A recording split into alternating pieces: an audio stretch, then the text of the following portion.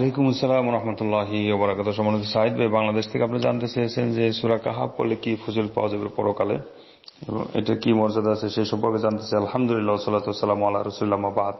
সম্মানিত সাহিদ ভাই, সূরা কাহাফ সম্পর্কে অনেকগুলি দুর্বল বর্ণনাও আছে এবং ফজিলত অনেক কথা আছে, ফজিলতের ব্যাপারে দুর্বল কথা আছে, কিন্তু সহিহ কথাও রয়েছে। এই দৃষ্টিকোণ থেকে সূরা কাহাফ পড়ার ফজিলত সহিহভাবে প্রমাণিত আছে। জুমার দিন সূরা কাহাফ পড়াটা ভালো। সহিহ মুসলিমের বর্ণনায় রয়েছে যে ব্যক্তি এই সূরা কাহাফের প্রথম 10টি আয়াত অথবা অন্য বর্ণনা আছে শেষ 10টি আয়াত মুখস্থ করবে, আল্লাহ রাব্বুল আলামিন তাকে ফিতনাতে দাজ্জাল থেকে মুক্তি দিয়ে দিবেন। তো এখান থেকে ফজিলত প্রমাণ পাওয়া গেল। তারপরে নাসাইতে একটি বর্ণনা আছে, তারপরে মুসনাদ হাকিমের মধ্যে বর্ণনা আছে সহিহ মতে। আবু সাঈদ খুদরী রাদিয়াল্লাহু থেকে বর্ণিত, নবী সাল্লাল্লাহু আলাইহি ওয়াসাল্লাম বলেছেন, মান করা সূরাতুল কাহফি ফি ইয়াউমিল জুমআতি আদাল্লাহু মিনান নূরে মা বাইনাহু ওয়া বাইনাল জুমআতাইন। যে ব্যক্তি জুমার দিন সূরা কাহফ পাঠ করবে তার জন্য নূর হবে এই জুমা থেকে আগামী জুমা পর্যন্ত, অর্থাৎ দুই জুমার মধ্যবর্তী সময়ে তার জন্য নূর হয়ে দাঁড়াবে।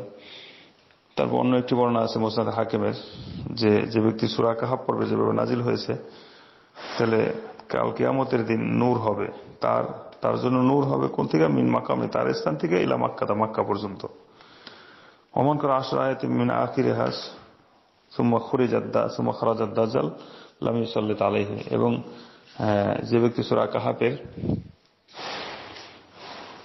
10টি আয়াত পড়বে শেষের দিক থেকে, যদি দাজ্জাল আসে তাহলে দাজ্জাল তার উপরে বিস্তার লাভ করতে পারবে না, ক্ষমতা লাভ করতে পারবে না।